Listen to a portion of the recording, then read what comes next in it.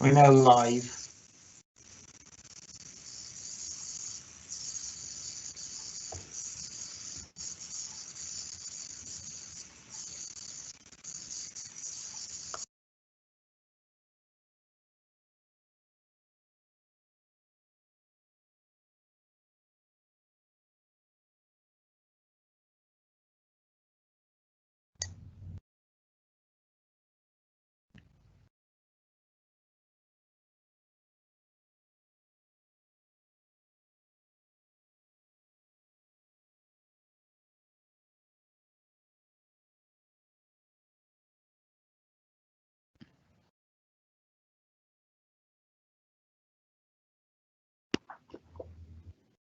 Live.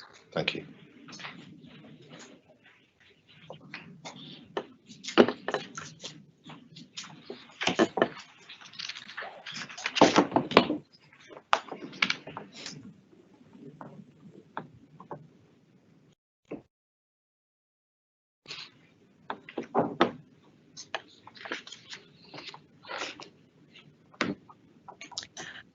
Let us pray. As this is the first time we have all been together since the beginning of the pandemic, let us all pray for all the families in Shropshire affected by COVID-19. Let us remember all the sad losses of lives, those grieving and those suffering with mental health issues as a consequence of this horrible virus. Let us think about those facing unemployment, job insecurity, and those worried about uncertain futures. Let us give thanks for the tireless work of all the county's key workers. Also, let's thank everyone who works for Shropshire Council for their flexibility and especially how quickly they have all adapted to the new ways of working and coping with the massive extra workloads and stresses. Also, elected members who've been busy amongst their communities coordinating the selfless volunteers. Thanks also to the town and parish councils. Let us all hope and pray for a speedy return to some sort of normality soon. Amen. Amen. Amen. Good morning and welcome to this meeting of the Council. I'm Councillor Vince Hunt, Council Speaker. I'm obliged to inform you that this meeting is being live streamed and recorded. Members of the public will be able to hear the audio of the meeting and view the papers shown on the screen. This meeting is being held using remote technology, and should any committee members experience technical difficulties during the meeting, they should immediately contact the designated IT officer on the number they have already been supplied with. Everyone is requested to mute their microphones unless asked to speak. Please only use the chat function to indicate the desire to speak. Do not use it for anything else so that it is clear who is asking to speak. The debate has to be heard by those listening too on the audio feed. Everyone is requested to mute their microphones unless asked to speak. Oh, sorry, I've just read that bit. There we go. As Speaker, I will interpret the Council's existing standing orders in light of the requirements of remote participation with the advice of the Monitoring Officer prior to making a ruling. At the start of the meeting, I will ask the Council to confirm their presence and any disclosable pecuniary interest they have in any of the items on the agenda. I will ask everyone that speaks during the meeting, including members of the Council and officers, to introduce themselves each time they speak. This is so that those who are listening know who is speaking. Now, before we get going, I'm also going to say there are two late amendments that have arrived for motion 4 on page 17. They've come in at the last minute. They have been distributed. I am going to take them, but I'm disappointed that they have come in so late. It doesn't give really people much of a chance to have a look at them. So while we're doing this, perhaps if amendments could come in a more timely order, that would be better.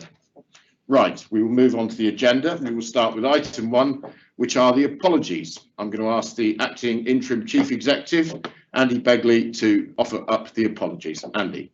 Thank you. Apologies have been received from councillors Dan Morris, Tracy Huffer, Les Winwood and Peggy Mullock. Thank you. Thank you very much.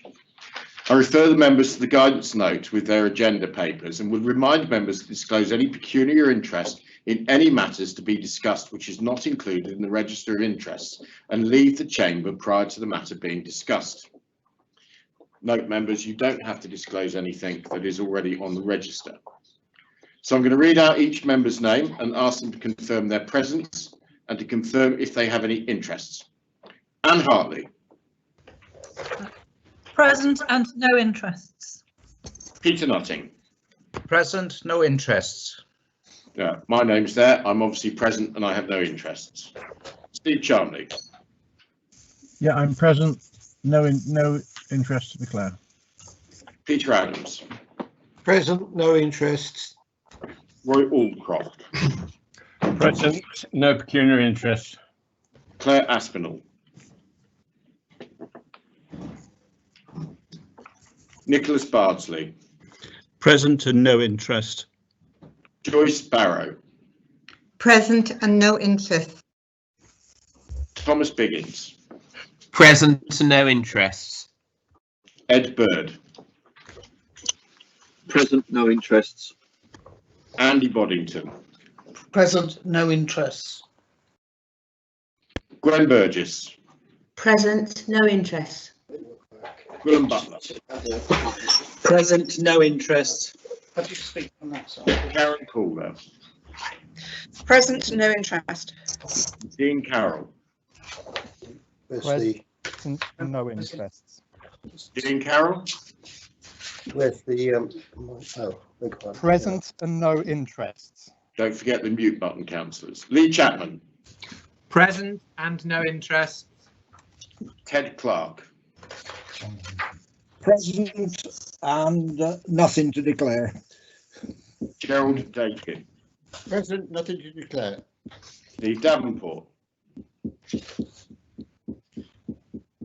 Steve Davenport. Julian Dean. Present, no interests. Pauline D.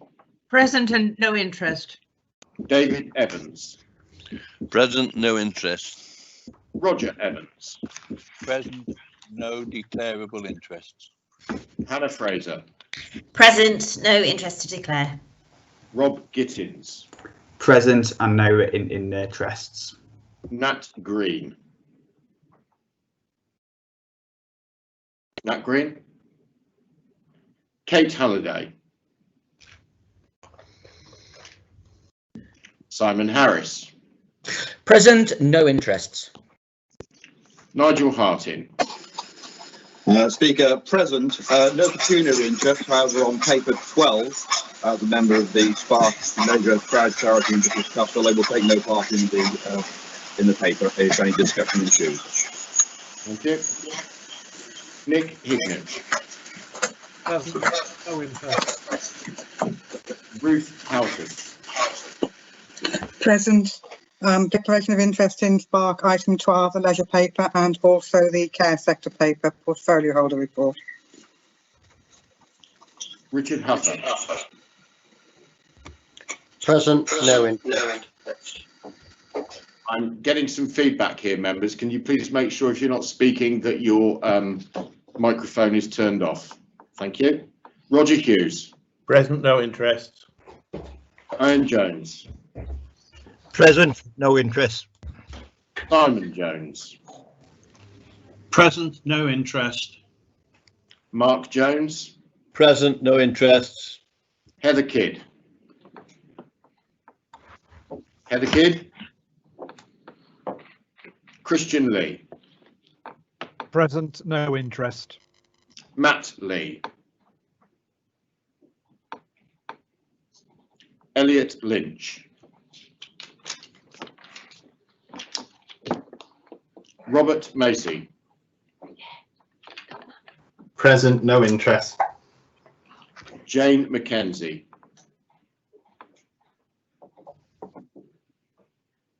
Chris Mellings. Present, Speaker, no interest to declare. Paul Milner.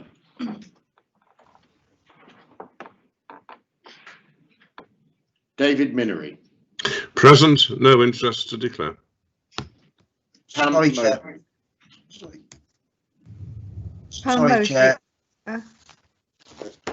Pam Mosey, Pam Mosey. present. Present, no interest to declare. Thank you. Alan Mosley. Present, nothing to declare. Celia Motley. Present, no interests. Kevin Pardy.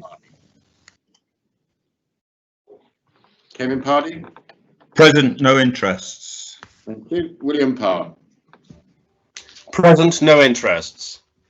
Vivian Parry. Present, no interest. Tony Parsons.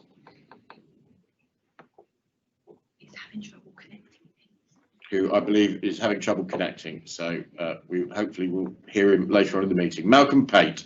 Present, no interest. Alexander Phillips. Present, no interest. I'm a substitute member of the Pensions Committee, but I understand that is not a pecuniary interest, and I can involve myself in debate on items on the pensions. Leslie Picton. Present, no interests. Ed Potter. Present, no interest to declare. John Price. Present and no interest to declare. Keith Roberts. Present, no interest to declare. Matt Shinton.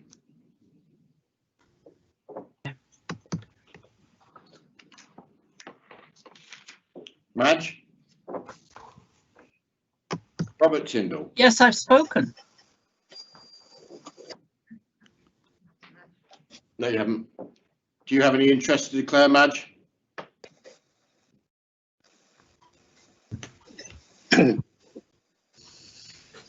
Robert Tyndall. Present, no interest. Dave Tremlin. Present, no interest. Kevin Turley. Present, no interest. David Turner. Present, no interest to declare. David Vasmer. Present, no interest to declare. Claire Wild. Present, no interest to declare. Brian Williams. Present, no interest. Leslie Winwood, whose apologies have been given. Michael Wood. Present, no interest to declare. Tina Woodward. Present, no interest to declare. Paul Wynne. Present, no interest to declare. Okay, Paul Milner, did I hear you coming in late after we'd moved on from you? Are you there? Yes, sorry, me icon was muted. Just- Yeah, just present, your no interest, interest. Paul. Have you got any interests? No. Right. I've also had a note saying Steve Davenport is trying to join the meeting. He's having some tech issues. Is there anybody else who has not replied because they've come in a bit late or couldn't find the microphone button? Did you finally get mine, Madge Shinton? Yeah, I did. Yes. The only thing I asked for, Madge, was whether you had any interest to declare. No, I've got no interest. Thank you. All right. Good. Okay. Vince, this is Roger Evans speaking. Thought Heather Kidd had sent her apology in. If she hasn't, can I give it on her behalf, please? Thank you. I suppose so. Do you know what the nature of the apology is for not being here, or? She's attending and chairing a meeting of the LGA. Okay. Thank you, Roger. Right, we will move on to item 3, which is the minutes. I move that the minutes of the previous council meetings held on the 27th of February and the 6th of May 2020, as circulated with the agenda papers, be signed as a correct record. Is that seconded? I'd like to second that, Mr. Speaker. I will remind members you can only raise an item questioning the accuracy of the minutes.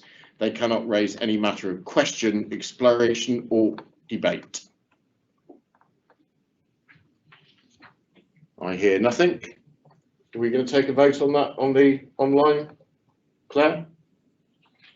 On accepting the minutes, or? I will just accept them, yes. All right. I've not heard anything. I will accept those minutes. They have been seconded. We won't take a vote on this because nobody's spoken to say that they don't agree with them. So we'll move on to item 4, which is announcements.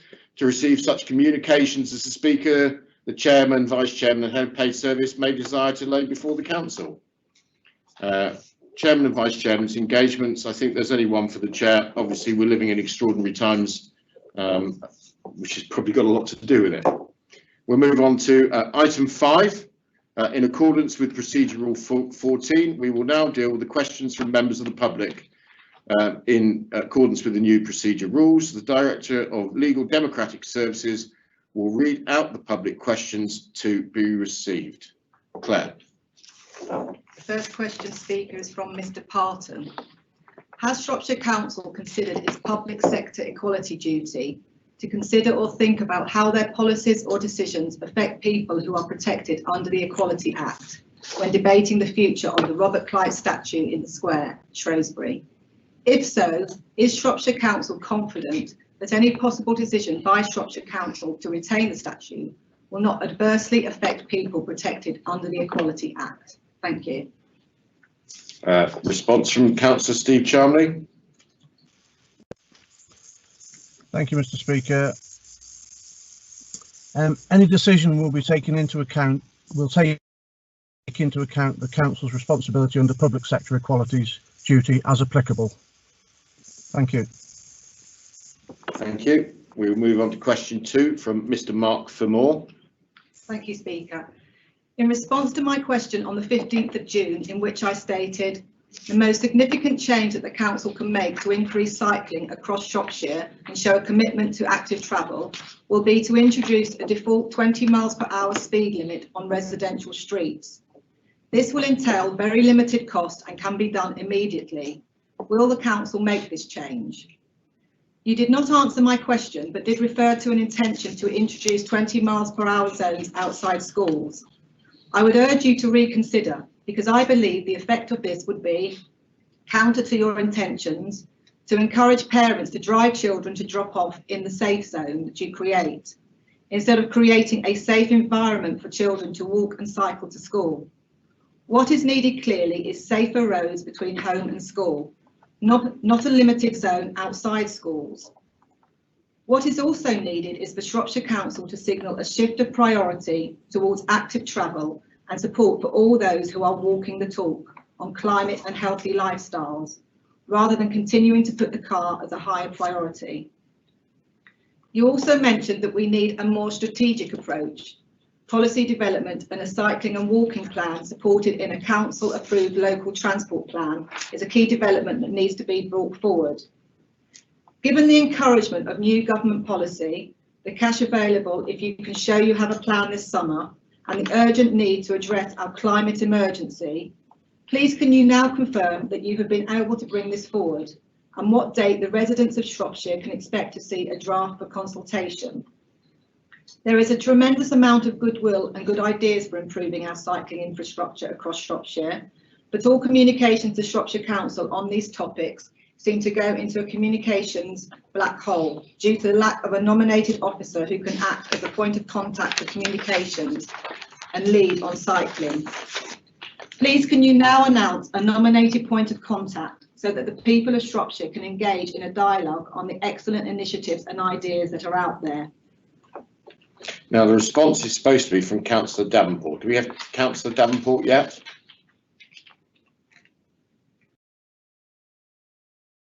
In which case, Peter, are you able to do a response, or should we just move on? No, I haven't got the response, I'm afraid. We can send a written response, which will go shortly and be made available to the public. All right, happy with that. Thank you. Question 3 is from Mike Streetley on behalf of Sustainable Transport Shropshire. Thank you. How much has Shropshire Council spent on provision / maintenance of infrastructure for people using bikes over each of the last 3 years? And how much is planned for this financial year? Please include an indication of the source of funding for the spend as well. Thank you. Thank you. I am presuming on this one as well, it will be the same written response. Apologies for that. Obviously, tech issues in Shropshire are not uncommon. Question 4 is from Graham Tate. Thank you. The following motion was passed by Shropshire Council on the 19th of December 2019. This council supports the principle of a 20 miles per hour speed limit outside all schools in the county and asks officers to bring a report to council within 6 months to consider how this could be implemented. St George's Junior and Woodfield Infant Schools are located on the very busy 30 miles per hour speed limit Copthorne Road, made all the busier by the 228 Copthorne Keep development and emergency traffic that has to make its way to the Royal Shrewsbury Hospital. When can Shropshire Council assure local residents and the school that their safety concerns are being heeded by the implementation of the December 2019 motion? And once again, Councillor Davenport, are you with us yet? No, again, that will have to be a written response then.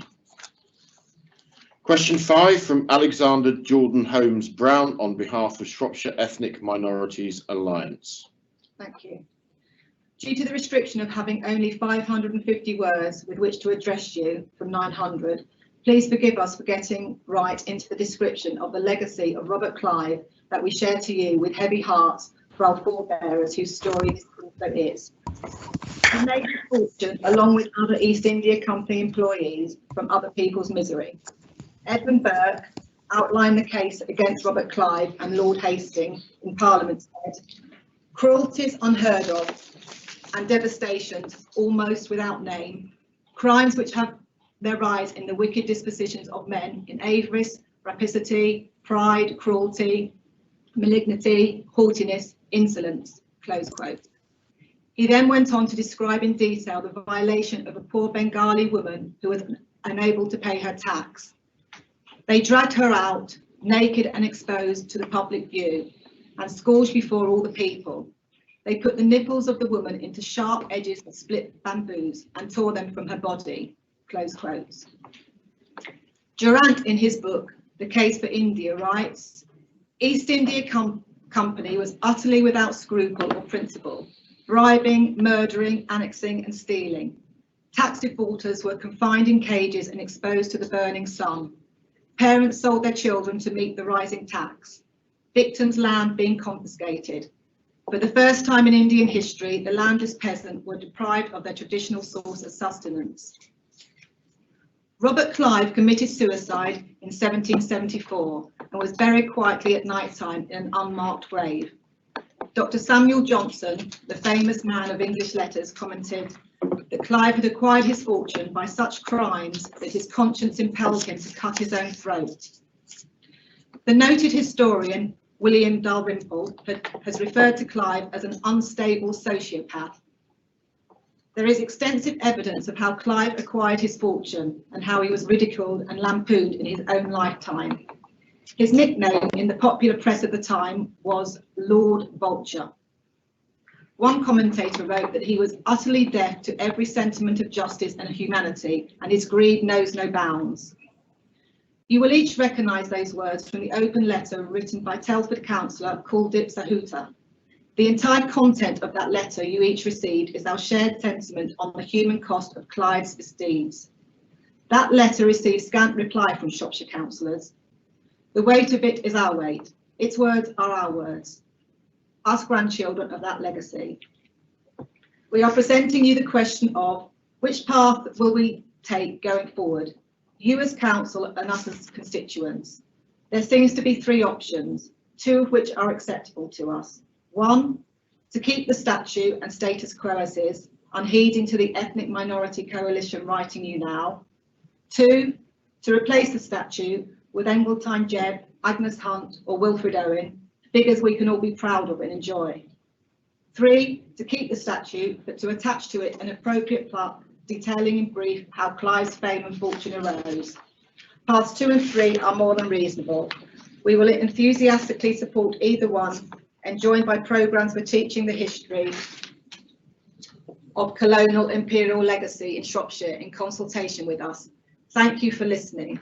And that is from the Shropshire Ethnic Minority Alliance, Shrewsbury Black Lives Matter, Telford Black Lives Matter, Shropshire Telford Wrekin Black Lives Matters Auxiliary, Fairness, Equality, Respect Shropshire and Rainbow Film Festival. Thank you. Response, Councillor Steve Charmley, please. Thank you, Mr. Speaker, and thank you for the question. Shropshire Museum supports an open public discussion of the statue's future. We believe we should not erase controversial history, but rather than celebrate and glorify such people and events, find appropriate ways to mark and learn from them. Today, as a society, we are finally facing up to the painful and shameful periods in our history and having to address subjects which cause real distress to some members of our community, especially when they aren't managed sensitively. The way we interpret the past is hugely important, and as a museum service, we're still learning how best to address its most painful and challenging aspects.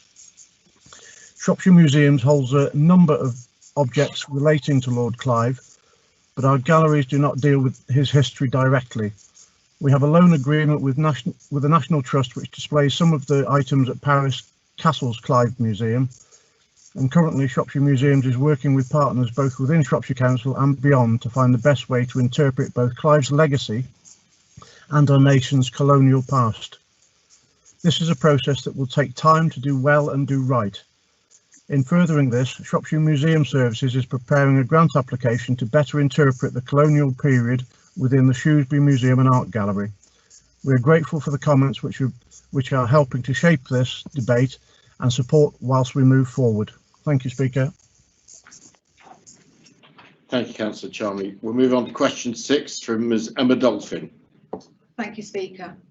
Are the councillors aware that there is a petition started by a local resident on change.org.uk, which to date has nearly 9,000 signatures and still rising, which asks that the Robert Clive statue should remain in its place in Shrewsbury? And if so, will they take that into account in their considerations of the issue? Thank you. Thank you. Councillor Charnley. Yes, the petition wasn't sent in time to be on this agenda for this meeting, but obviously through the public question, councillors are now aware that the petition is live. Thank you.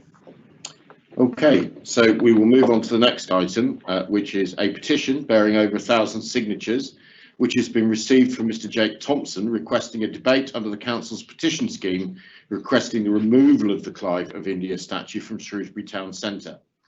The petitioner has not submitted a written statement, although has been asked on a few occasions. There may be a debate of up to 15 minutes maximum on this.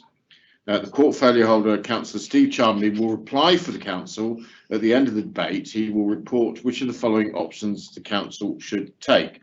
The options available are take the action requested in the petition, hold an inquiry into the matter, undertake research into the matter, hold a public meeting, consult those affected, hold a meeting with petitioners, refer the petition for consideration to the council's overview and scrutiny committee, call a referendum. Write to the petition organiser setting out the council's views about the request in the petition, or take no action for the reasons put forward in the debate. Now, I've had one person so far. There is 15 minutes on this, so we will be keeping an eye on the time. Councillor Pauline D. Thank you. Can you hear me all right? Thank you very much. She's on mute. She's gone on mute. Pauline, you've put yourself on mute again. Oh, am I all right? Can you hear me? I can hear you now. And some dog. Okay, sorry. What I'm saying is actually covers, I think, all the previous questions as well. I've given a lot of thought to this. I strongly welcome how Black Lives Matter demonstrations have given people opportunity to raise awareness about their own experience of racism and its painful consequences. We should all seek to understand these experiences and the associated injustices of past and present. It's essential, though, that we do this while also recalling what unites us in the past and the present, and joins us together, irrespective of our ethnic, religious and other backgrounds. Why do I say that? Firstly, because the global economic fallout of the 2020 pandemic is going to put immense strain on our already deeply fractured society's cohesion, and we in Shropshire have to pull together as one, and like everywhere else, plan our economic fight back. There's no time to lose. Secondly, it is in this context that a terrible present-day injustice was brought to light this very week and reported by ITV News. The Times newspaper and others, according to a report by the Centre for Social Justice and Care, police figures indicate that there are over 100,000 modern slavery victims in Britain today. That's 10 times the previously thought number. Of those 100,000 slavery victims, Lord William Hague wrote that today, across our country, large numbers of young women have been forced into sexual slavery. Thousands of young men struggling with debt are drawn into forced labour from which they cannot escape. Hundreds of children are growing up never experienced the freedom the rest of us enjoy. As a council, we urgently need to find out how many of those 100,000 or more slavery victims are in Shropshire. How many children are enslaved in Shropshire? How many women have been forced into sexual slavery in Shropshire? And how many young men are in forced labour in Shropshire? How do we rescue them? How do we help them rebuild their lives? How do we catch, punish and deter enslavers? We know from several parts of the UK that fears over community cohesion have been prioritised over protecting children from sexual exploitation. This has rightly caused great anger.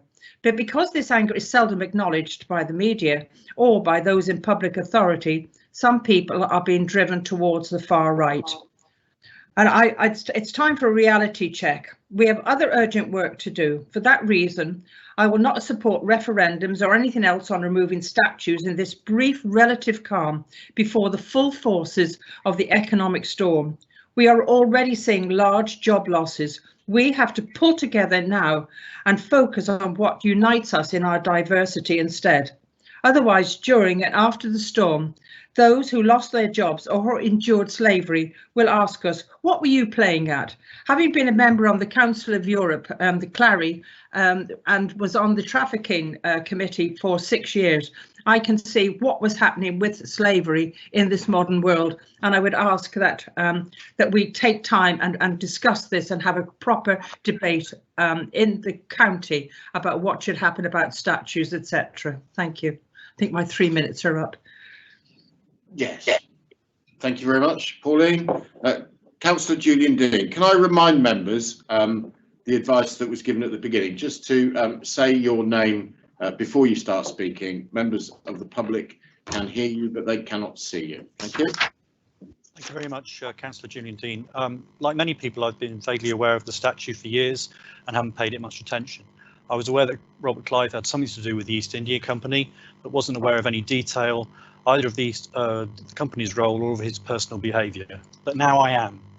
Now that this is understood by those of us with responsibility, to suggest that the statue should stay is effectively saying that we're comfortable celebrating this man's life as a corrupt mercenary. More than that, it is saying that we're not bothered by the offence this causes, despite knowing the hurt is being done. And we're saying that people should just grin and bear it. So I want to just give some examples of where we don't put up with that position. If you consider the Tower Hamlets, now famous Tower Hamlets mural, when it became clear that the images in it were anti-Semitic, it was not acceptable to simply say grin and bear it to the Jewish community in East London, rather that it was accepted that an offence to one is an offence to all and it should be removed. Similarly, if you consider the history of the displays of public pornography, and now that we accept that this is demeaning to women, it's no longer acceptable to say to people grin and bear it. We accept that it's an offence to all of us and that we expect it to be removed. And finally, to take sort of historic buildings, it's no longer acceptable to say to disabled people to grin and bear it, and that we won't do something about those historic buildings to make access available. In other words, we accept that an injury to one is an injury to all.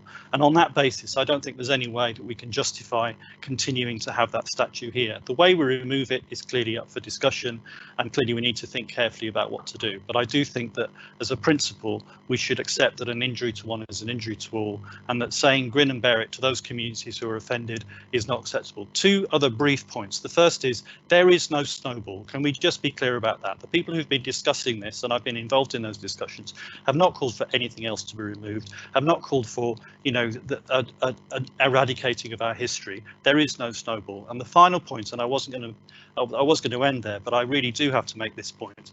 I exchanged an email with Councillor Sahota yesterday, and in it he told me that not a single member of the Conservative group has actually replied to his lengthy email, despite the fact that he knows many of you personally, having held businesses in Shropshire. And I do think that's a real shame, that in terms, if we are serious about engaging with the community, then really people should have at least acknowledged his email and had the politeness to respond to it. So I think that we really do need to take a principled position and move towards removing this statue. Thank you. Councillor Peter Nutting. Right, to Councillor Peter Nutting. I'm of the opposite view to Julian Dean. I actually believe the statue should remain. I've had masses and masses of support for that stance. I do think we need more explanation of the history of Robert Clive and the Empire and how things went on. So I'm pleased that the museum service are looking what can be done. I personally favour putting up some sort of interpretation board or explanation board, either by the statue or in the museums, to explain all the history of what Robert Clive did or didn't do. I've been told by somebody, and I haven't visited myself, that in Calcutta there is actually a statue of Robert Clive which the Indians are very proud of and do not want removed. So it seems to be an issue for us in Britain, but not for an issue for those who live in the area where he actually did all these terrible, so-called terrible deeds. I don't think we can rewrite history, and I don't think we should try to, but I do think we should try and explain it at times. But the way this has been going about is the wrong way. We need a long discussion. We need time to consider how we tackle these issues. But I favour some sort of explanation board going in the museum or by the statue. Although I do accept if we put it by the statue, it becomes a target for those who may not like it. But that I believe the statue should remain. Thank you. Okay, well, nobody else has indicated, so I'm going to go back to the portfolio holder, Steve Charmley. Councillor Charmley. Thank you, Mr. Speaker, and thank you for the petitioner for the work they put into this. Just listening to the speakers so far, it's obviously a divisive debate, and it seems that the council is pretty much split on the issue. There is no place for racism or any prejudice of any kind within today's society. That is for sure. But to ask for the removal of the statue is no simple task. Just for members' information, the statue itself is a Grade 2 listed building. It's not actually a monument. So any removal or relocation of the statue is considered to be destruction in the eyes of historic England. And as such, it would require a large amount of approvals and consents from that body to do anything with it. Just listening to the leader there, and talking about the colonial past and how we learn from history. It was Winston Churchill who said, "A nation that forgets its past has no future," and I think that's very pertinent in today's debate. As I was already mentioned in the previous questions, the museum service is looking at how they can interpret the colonial past that has gone by already, and the history of Clive locally, and that is certainly something which I would want to encourage them to fast forward and see what we can do. I don't think an interpretation board near the statue is practical, just for the reasons that it's a Grade 2 listed building and we're not allowed to do it. But inside the museum will be an ideal place in my eyes. So for the complex issues which I've outlined, my recommendation to councillors, we take no further action on this particular petition. Okay. Well, there is a proposal there. I understand it doesn't need to be seconded. That at present there is the proposal is to take no action for the reasons put forward in the debate. So we'll move that to the vote of taking no action. I'm hoping that the voting screen is going to pop up or has popped up in your chat function. Yeah, there it is. Yeah. Okay, if councillors would like to vote, I would be grateful. Thank you. That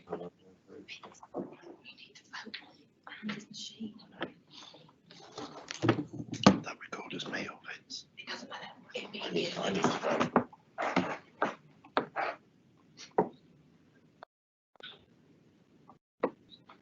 Chair, can I just clarify something, please? It's Councillor Dean Carroll. Are we voting for or against the request of the petition, or for or against? We are voting for or against the recommendation made by the portfolio holder. Thank you, Chair. My name's come up. Yeah, it doesn't matter. Voting against. No problem is you can't vote, but Just so councillors know, by the way, in our wizardry here in Shire Hall, there is no, I do not have a computer set up to vote on, so I have voted on Andy Begley's Surface Pro. So if you see that there's a vote from Andy Begley, the interim chief exec, it's actually my vote and my finger that pushed the button. how do you want to vote?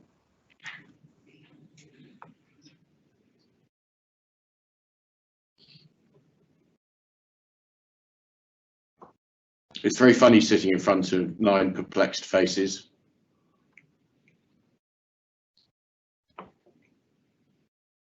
Vince, I don't have a chat voting screen come up when I go into chat. That's Malcolm Pate. Malcolm Pate, all right. Yeah, We'll sort them out. we'll get that sorted, Malcolm. Ed Bird and David. You have to bear with a little bit, everybody, because obviously this is the first time we've held such a large meeting with all councillors in this forum. I understand from Claire, actually, as far as local authorities go, we're quite a way ahead of the rest of the bunch. So, but it doesn't necessarily mean everything will go smoothly today, but we will do our best.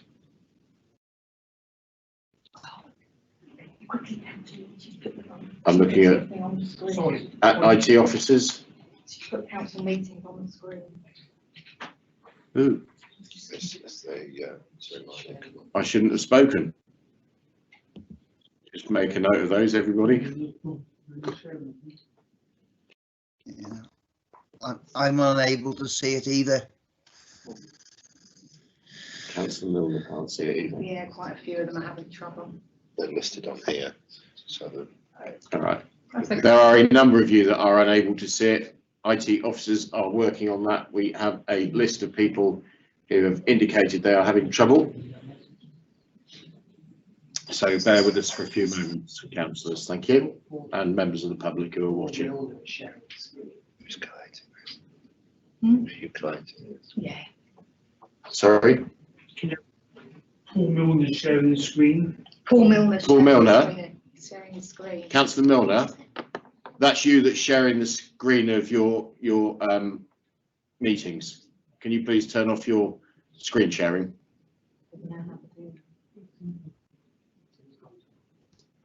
That's it. That's very kind of you, thank you.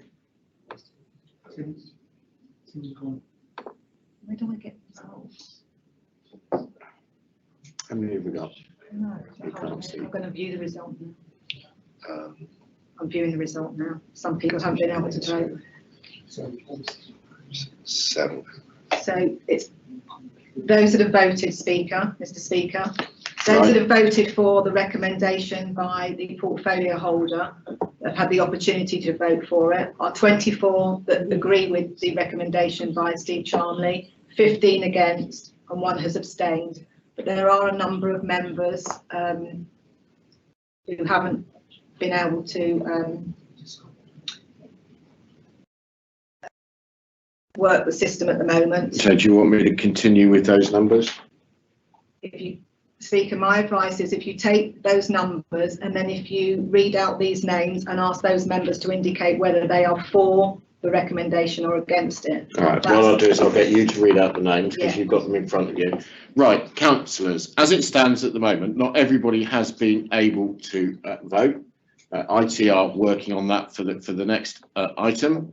But as it stands at the moment, 24 agree with no further action, 15 are against no further action, and there's 1 abstention. The monitoring officer, Claire Porter, will now read out the names of those who have been unable to vote automatically. When you hear your name, please can you say for, against or abstain? For, no further action. Have I got to go again? Or against and abstain. So over to Claire Porter. Claire. Speaker, this is Councillor Cecilia Mockley here. I voted very early in the process, and I would like to change my vote. Is it too late to do that? Right. Okay. Claire. Sorry. It's too late. Sorry, Cecilia. We will go through the names of those who have not voted. So I will clarify it again. For the portfolio's holder recommendation of no further action, against the portfolio holder's recommendation of no further action, or abstain. I can't make it any clearer than that. Councillor Porter, sorry to swear at you. Claire. Thank you, Speaker. Councillor Ed Bird. I wish to vote for, i.e. with the portfolio holder. Councillor David Vasmer. Against. Councillor Simon Harris. I'm for. Councillor Pauline D. For. Councillor Viv Parry. Against. Councillor Robert Tindall.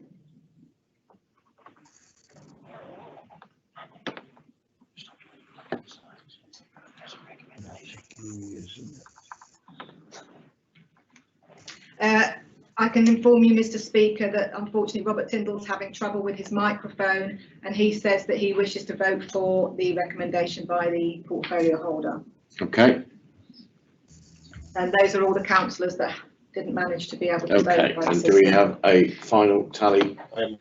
You need to add 4 more to those that voted in favour of the recommendation by the portfolio holder, and 2 more votes for those that are against. Thank you.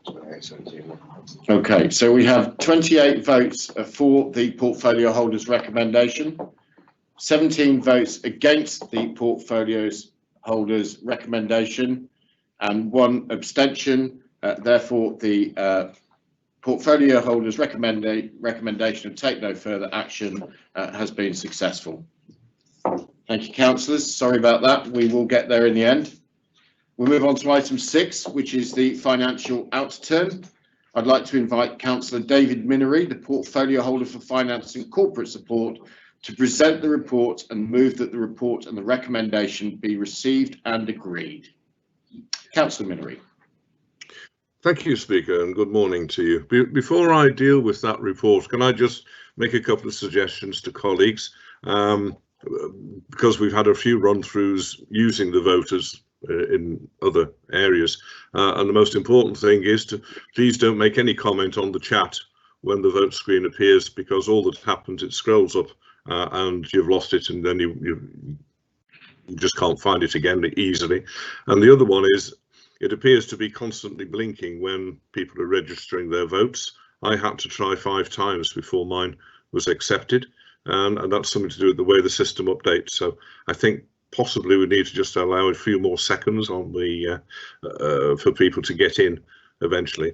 A little tip for you: if you thank you, Councillor Minery. That has I know. I'm just trying to be helpful, yeah. because otherwise we'll be here all day and we'll have this problem every single time there's a vote.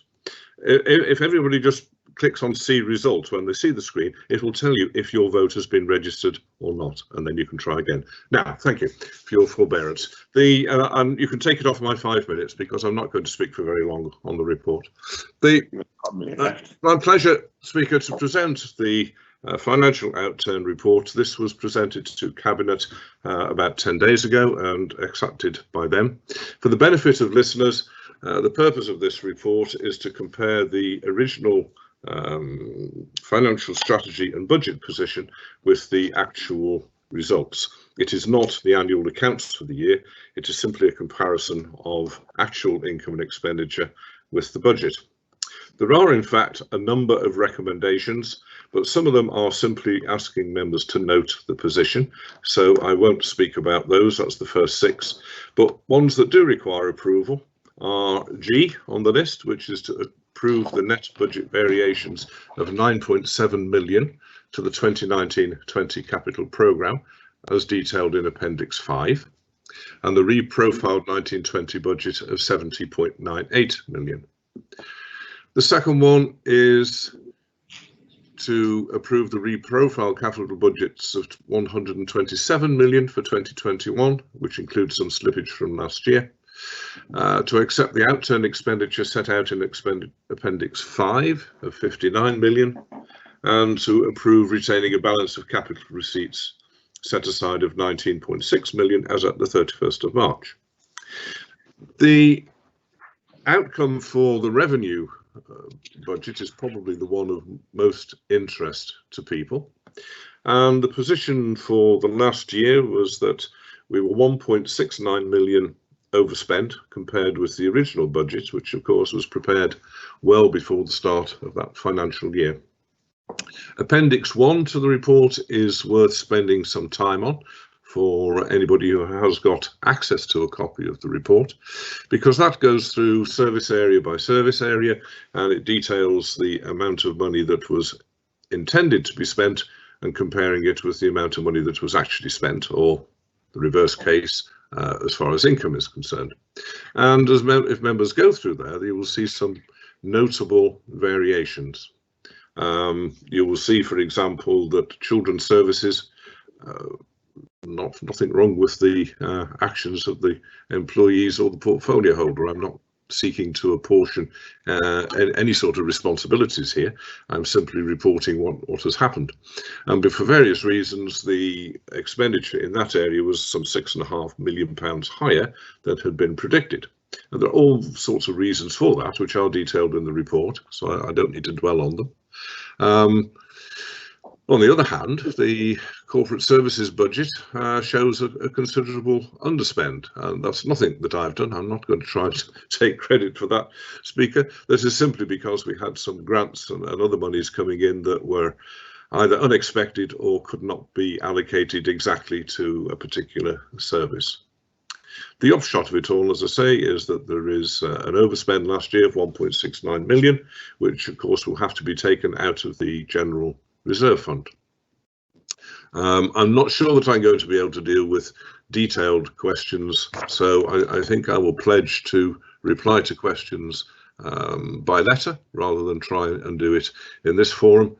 This is a very, very difficult and complex area, and one which is very hard to deal with, to be perfectly frank. It doesn't suit virtual online discussions, but I will do my best. But anyway, I formally move the recommendations. Thank you.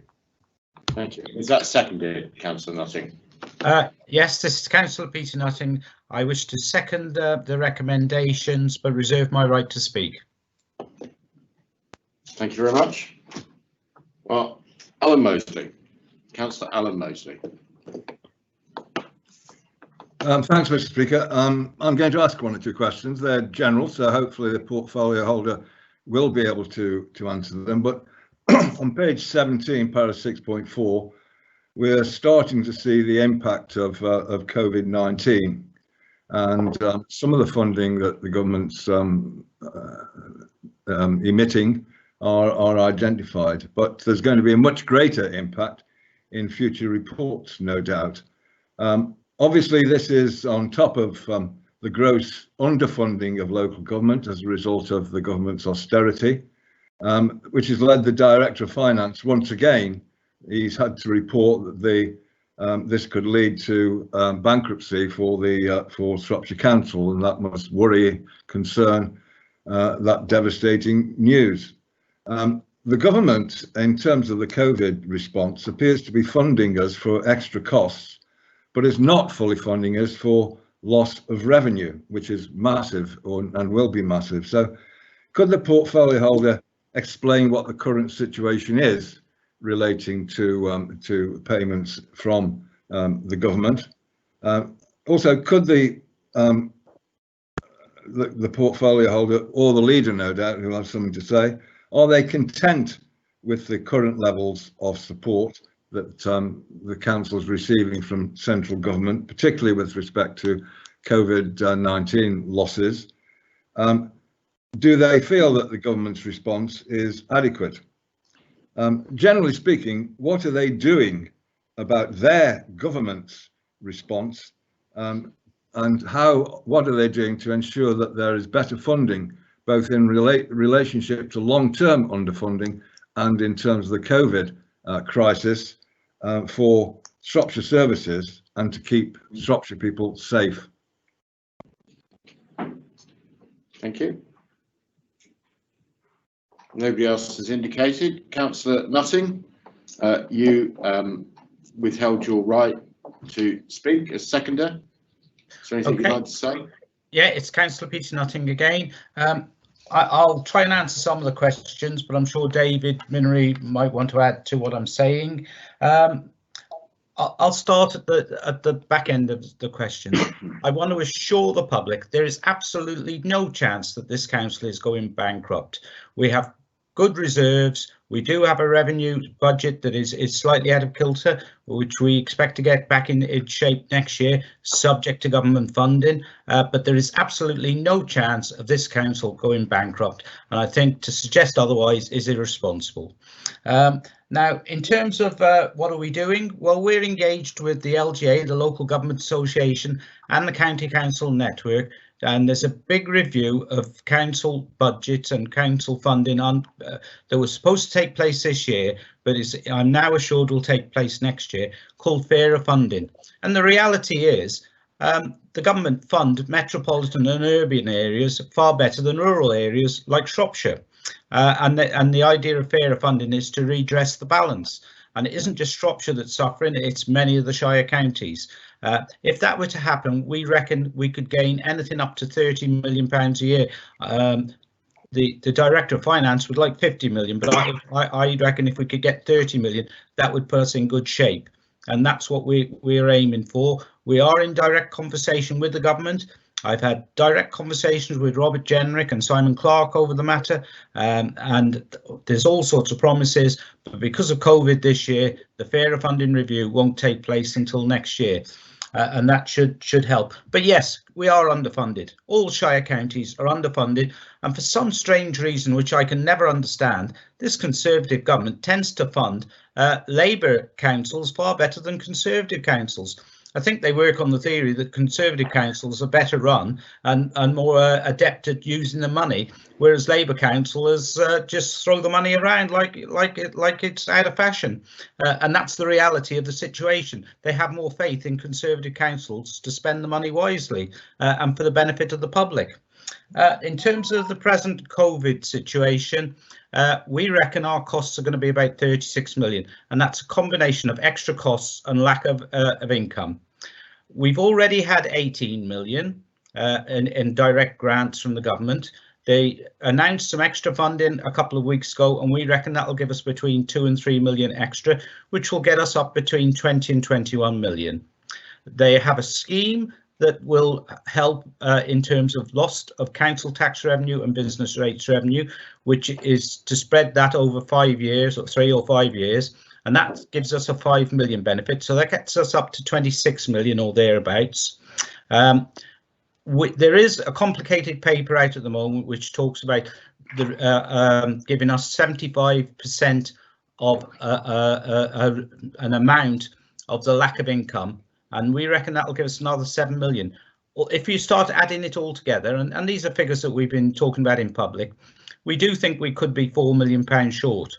And that could have to go on the bills for the taxpayers of this county. We will have to sort that out within Shropshire Council.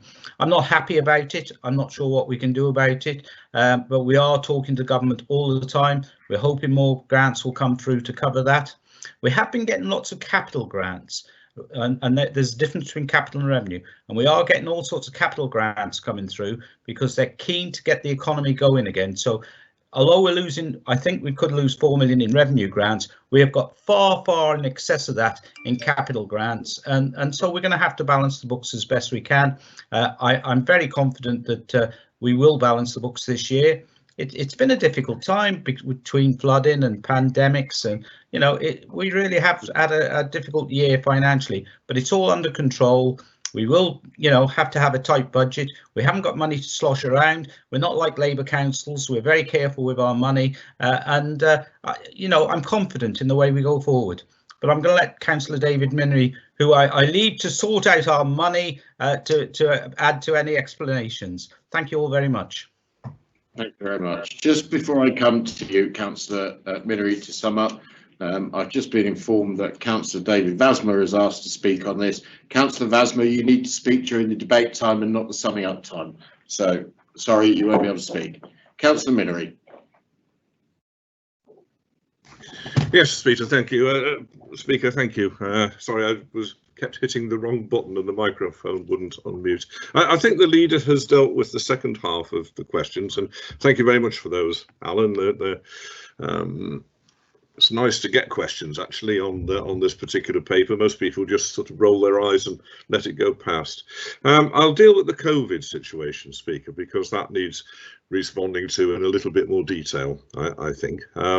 Peter's absolutely right. We are facing potentially a £4 million shortfall based on what we know at the moment. Although we do know there's another grant in the pipeline, but we have yet to see the detail of that. However, the £4 million is approximately the cost or potential cost of the changes that would have to be made to the school transport arrangements should social distancing mean that we need more vehicles, etc., etc. The current expectation is that the return to school in September will not require such draconian measures.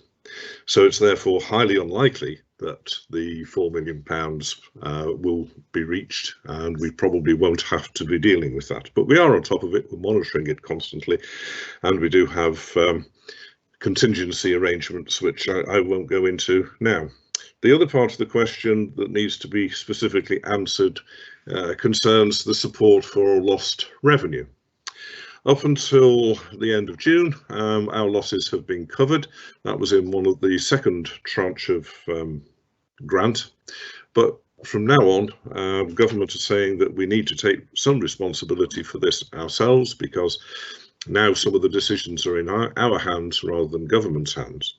So what they are doing, and it is a complex formula, but they are discounting whatever our income projections were to the sum of 5%.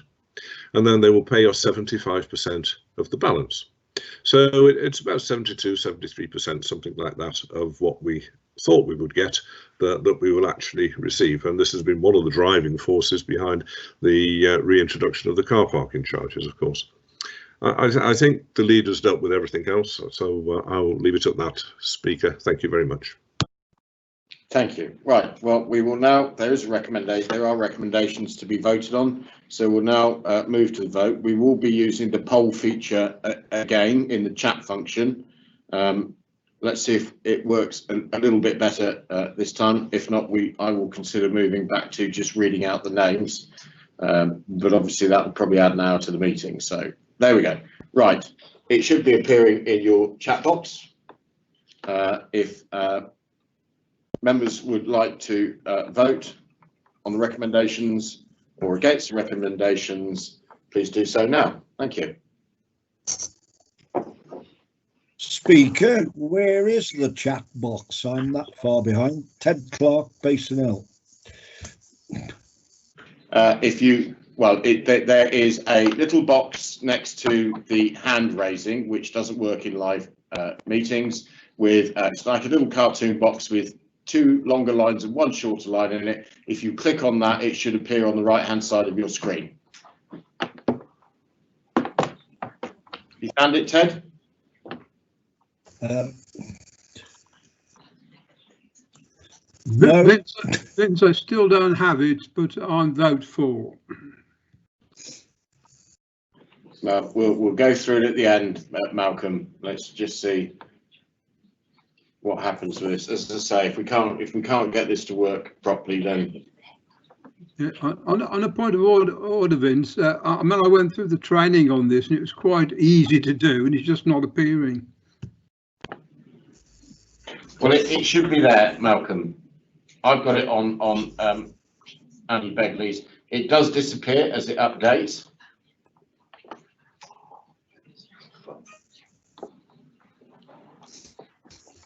But it is definitely there in the chat box. And all I've got is the chat meeting box and nothing else. Mr. Speaker, those members like Councillor Malcolm Pate and any other members, we will give them a call to explain how to work it. All right. Please. Malcolm, you've been expected shortly. And Councillor Ted Clark. And Ted Clark. Have you found yours, Ted? No, no. All right. I'm still It's tying my taken from shoelaces. somebody from IT to guide you through it. We will take what votes Thank have you. been, and we will read them out, and until we've sorted this out, I suggest we move to. No, all right, we'll stick with this. I'm being told. And myself, Speaker, as well, Paul Milner, and myself.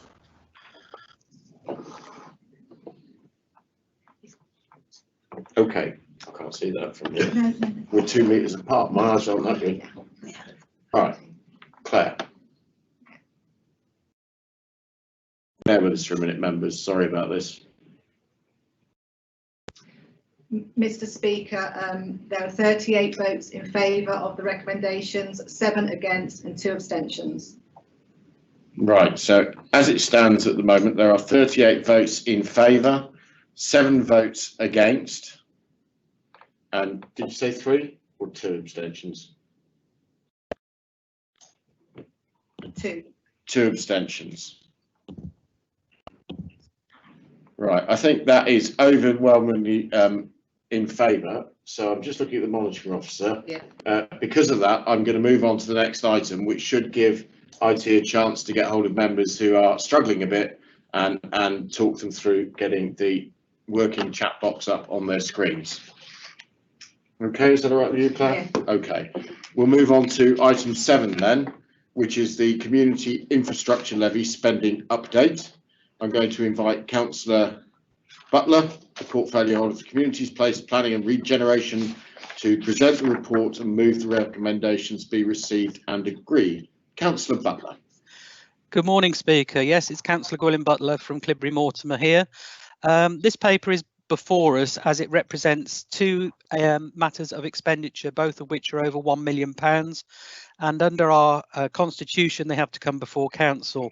The funds are in the place plan areas of the two places, the one being the Mile End improvements at Oswestry and the other being the educational improvements as part of the urban extension to Shrewsbury. As I said, this is purely housekeeping and I simply move the recommendations that we agree the expenditure. Thank you, Speaker. Thank you. And is that seconded, Councillor Davenport? I understand you're with us now. Councillor Harris, if you're going to read, can I ask you if you could turn your video on, please? I second that. Yes, I do. Are you going to withhold your right to speak? Yes, I will withhold my right to speak. Sorry, I'm having technical problems, but I'm here. Yeah, no, I'm aware that you've sort of arrived. Yeah. Thank you. Okay, Councillor Julian Dean has indicated he would like to speak. Councillor Dean. Thank you very much. I just understand that Oswestry Town Council has passed a resolution demanding that the work on the roundabout shouldn't proceed unless a bridge or an underpass is provided for cyclists and walkers. I just wonder if there's any comment on that and if we are able to do that. Thank you, Councillor Dean. I don't have the up-to-date information on this. This is just the financial part of the paper. What I shall try and do is get officers to reply to your question in writing.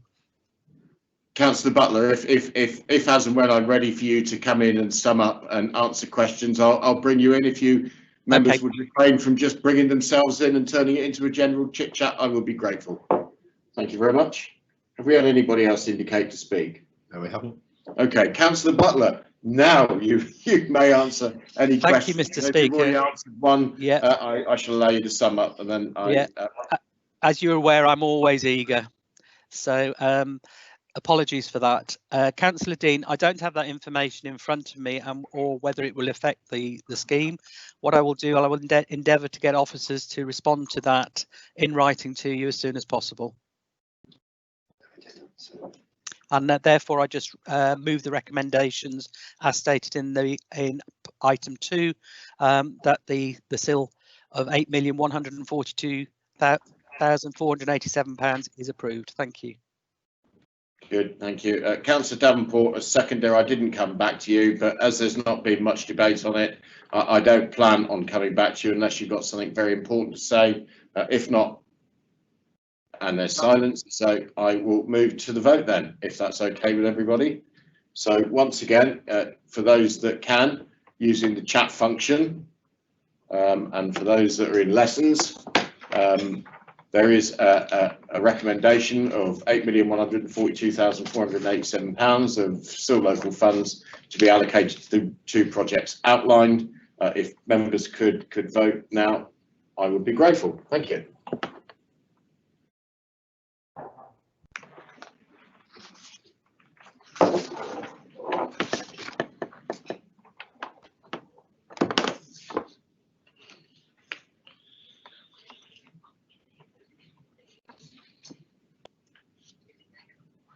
My lip reading is not too good, sorry, just 1 minute.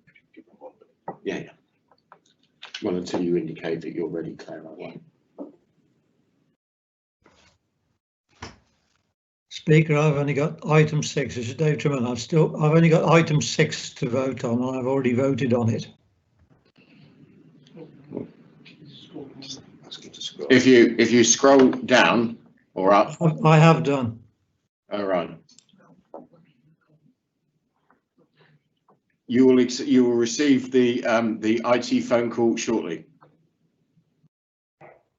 As I say, this is all very new. I am asking members to bear with it. We all, I think, probably knew that there were going to be a few wrinkles and bits to iron out.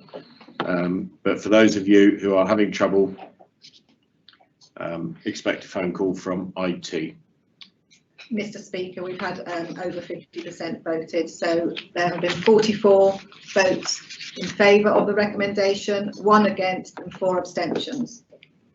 Okay, It's just come through now. Okay, so there are 44 votes for, 1 against and 1 abstention. Once again, although not everybody has yet been able to vote, it's so overwhelmingly in favour of accepting that that I'm going to take this as a vote. So that is carried. Thank you, everybody. We'll move on to item 8, which is the Sustainable Temporary Housing Solutions in Shropshire. I'm going to invite Councillor Robert Macy, the portfolio holder for Housing and Strategic Planning, to present the report and move that the report and the recommendations be received and agreed. Thank you, Speaker. Councillor Robert Macy. Members, the Council has always made use of temporary accommodation as part of the solution for those that find themselves homeless. For clarity, we're talking about not just those sleeping rough, but those who make up an important but relatively small number of households who find themselves in these circumstances for a variety of reasons set out in the report. Whilst we are always looking for the best and quickest route for people to re-establish themselves at a home, clearly it does take time. With a limited supply of properties available to us at any one time for the purposes we're talking about, we have to make use of B&Bs to supplement this. This year's flooding and COVID outbreak has meant we've seen a sharp increase in the number of households needing our assistance. The report shows an increase at around 150% by the end of March, and this continues to grow. With a welcome temporary ban on evictions, it may well be the case that when this is lifted, there may be further additional pressure on the system. So we must continue to increase our response as we have done thus far. At this point, I just want to take a moment just to thank all the various partners who helped us manage this situation. This has included many hotels and B&Bs, and without their help, this would have been an almost impossible task under the current restrictions. I'm sure councillors will join me in placing our thanks on the record and for their continuing support at this time. The paper sets out how we can try and manage the situation in the long term, both providing accommodation that allows people to prove they are tenant ready, and financially for this council as we do the right thing and undertake our duties to homelessness. The recommendations in point 2 of the report set out a range of measures we'd like to have at our disposal. The approach takes 2 forms. The first is the use of an estimated 1.5 million of Section 106 contributions, which are received from developers, and we'd use those to purchase freehold properties and adapt and fit these out. And the second measure is to approve long-term leases with private landlords on open market property, and the cost of this would come from existing council revenue budgets. The additional benefit of the measures will be to address issues like increasing the number of accessible rooms for those in wheelchairs. The financial impact of this approach when implemented is illustrated in table E1 and E2 of the report and equates to just over 800,000 per annum saving if 70 households were accommodated in this way. So I'll conclude by thanking all the team in housing. They do a fantastic job on behalf of this council at all hours of the day, and those that have worked for a long time to bring before you the report. This gives councillors the opportunity to vote for something that improves the situation for those in need, as well as providing a sustainable way to continue that support through the council into the future. With that, I move the recommendations in section 2 of the report for approval. Thank you. Is that seconded, Councillor Jones? Yes, Councillor Jones, I'd like to second that. I know Rob has worked very hard over the last 16 months to get this to fruition, so well done to Rob, and I do second it. Thank you. Are you reserving your right to speak? Yes. Yes. Okay. Well, I've got a few speakers on this. Thank you. I'm going to start with Councillor Andy Boddington. Thank you, Speaker. I'd like to join Robert Macey, Councillor Robert Macey, in thanking council staff and volunteer staff for all their work over the pandemic and lockdown. We have not a huge problem with homelessness and rough sleeping in Ludlow compared to the bigger towns, but it is significant in scale for us, and the team has been exceptional in their support. My substantive point about this proposal is I would like to see these houses spread around the county so that somebody who is in difficulty in Ludlow, whose children might go to school in Ludlow, who might work in Ludlow, can actually have a chance of getting accommodation in Ludlow. And of course that applies to every market town around the county. Thank you. Thank you. Councillor Alan Mosley. I agree with what Andy Boddington and Councillor Macey have said about the actual staff involved in this, and it's a good report and makes absolute sense in many respects, subject to appropriate planning and distribution and location of the properties. But there's an element in here that makes me extremely angry, and that's what's shown on page 78, which is the numbers of people who are in households and individuals who are in distress.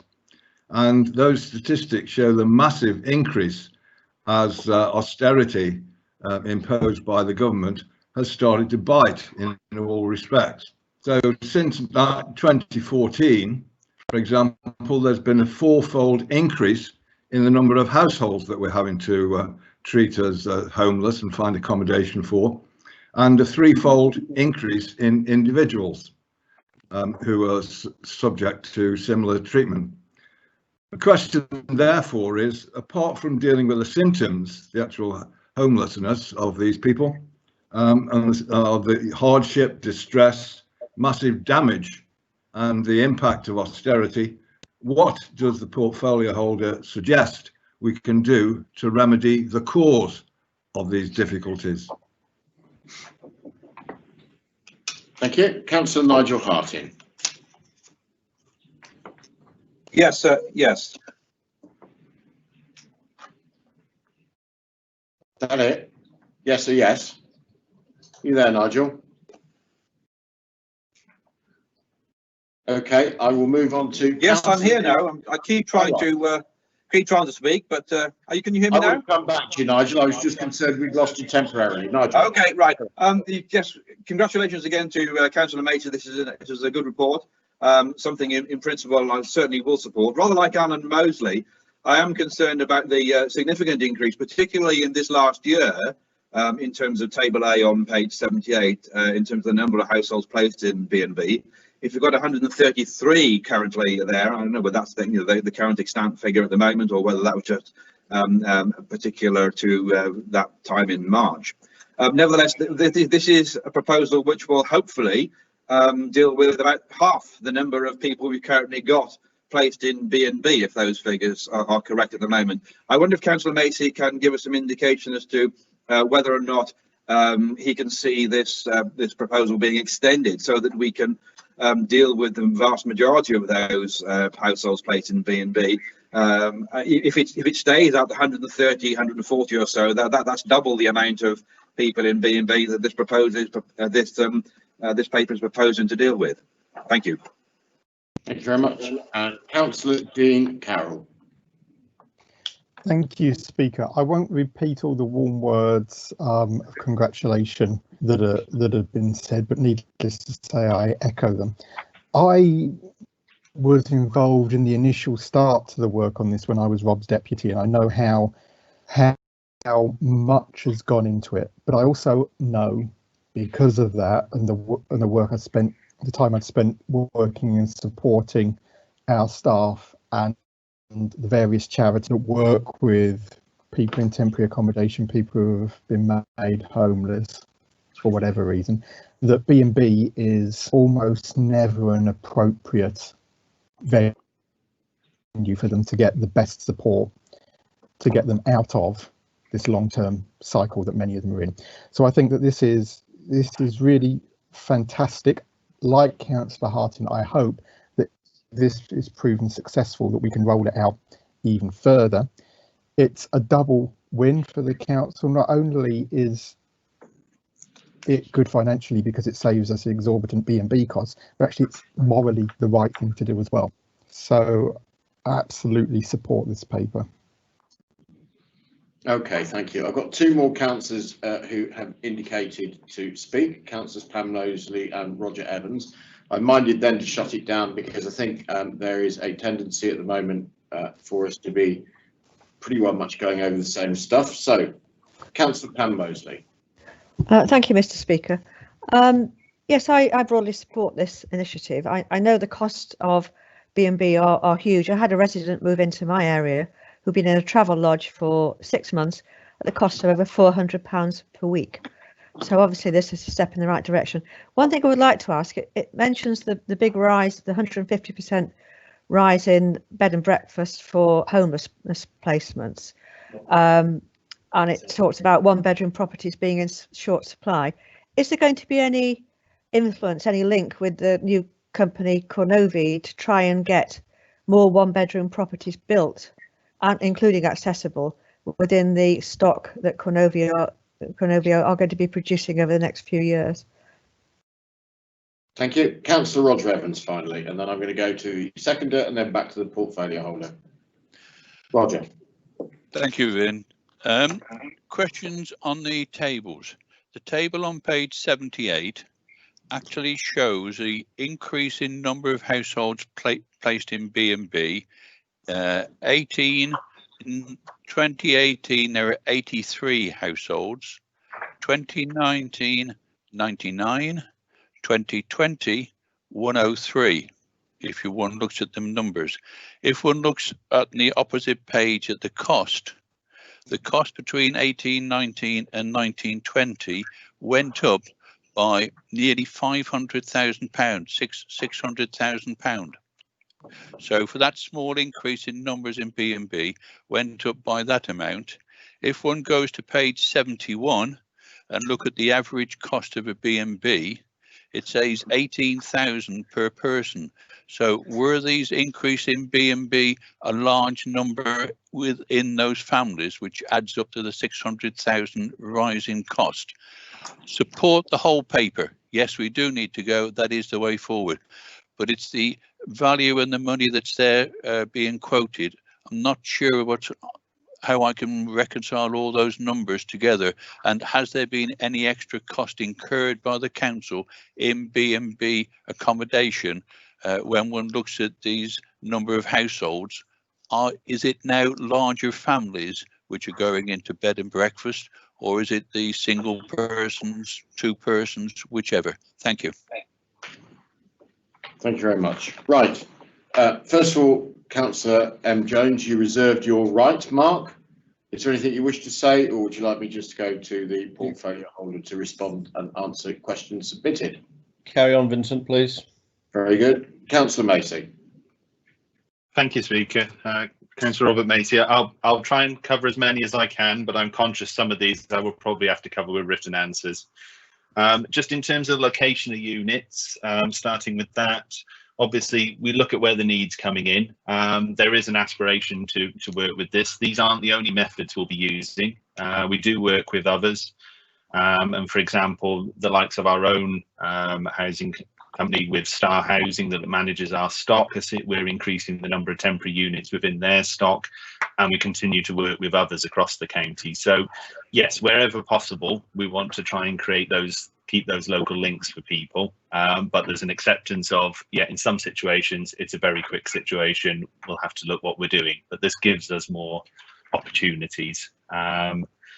In terms of going to Roger's point, it's in previous reports I've also stressed it's not particularly the austerity that's causing the issue.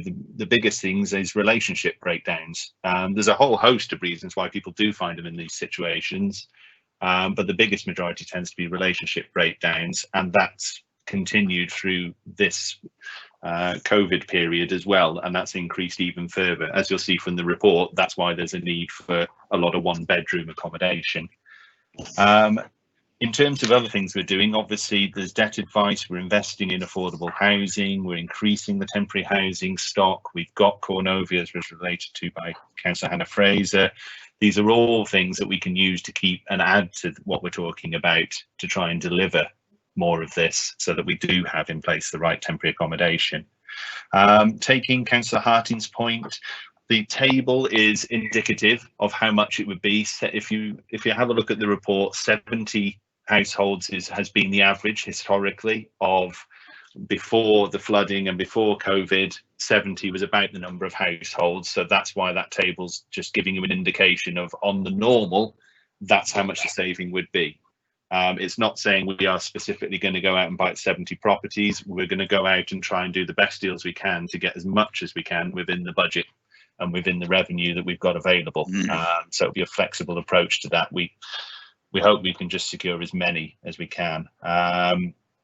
Would I like to extend it? Yes. If I can find a way of doing it, we will. But this is a really good first step and will allow us to get on with it and get moving on this. Just taking Dean's point, thank you to him and to Lee Chapman. There's been a lot of people have worked on this report. It has come together over an extended period of time. It hasn't been straightforward, but it does deliver something that we can start getting on with now, which is great. Hannah, in terms of any plans with Cornovia for one-bed stock, Cornovia are set up, whilst they will be sort of addressing things, their biggest thing is about addressing housing need. Whether there'll be one bed specifically, I don't know. I can come back to you. It's something that they will be sort of looking at all of our council needs. That's what they're doing when they do the stock. Rob, Pam Mosley here. It was actually myself that made the comments on one bedroom. Sorry, Pam. I was trying to scribble as quickly as I could. Sorry, can I just interject? Please, can we do this through the chair? Otherwise, online it will become a circus. Thank you.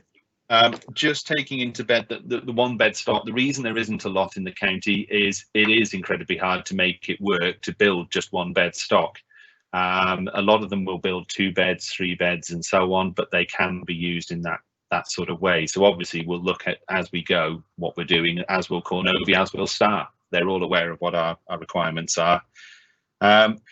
Roger, just coming to your point, I'm afraid you've lost me and got a bit too technical between all the different figures you were quoting to me and so on. I can get the answer across to you in terms of the costs, but we are seeing larger families and we are seeing the cost of B&Bs increasing.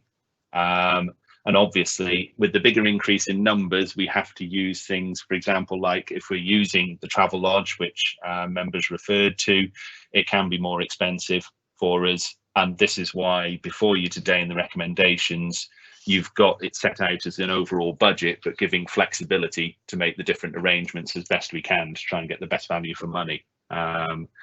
So I'm hoping I've covered everybody's points there. If I have missed anything, if members can contact me afterwards, if I missed anything in those points, I'd be happy to clarify for you. Very good. Overall, a very positive report and very well received by and large. We will move to the vote. There is a recommendation there. The vote will now be taken using the poll feature, once again in the chat function. Please vote when this appears. Thank you, members.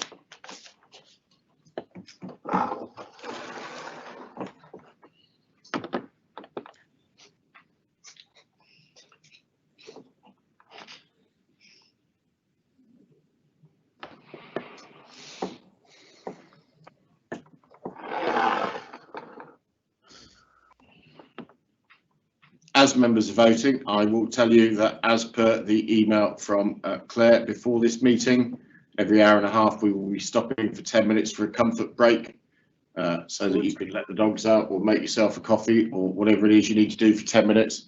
I will not be taking the next item, and we will have 10 minutes from when the vote is given to you for that comfort break. Thank God for that. Members, Sorry. if members could be reminded to keep everything on mute, because the meeting will remain live, so everybody should keep everything on mute. Claire has just informed me, members do please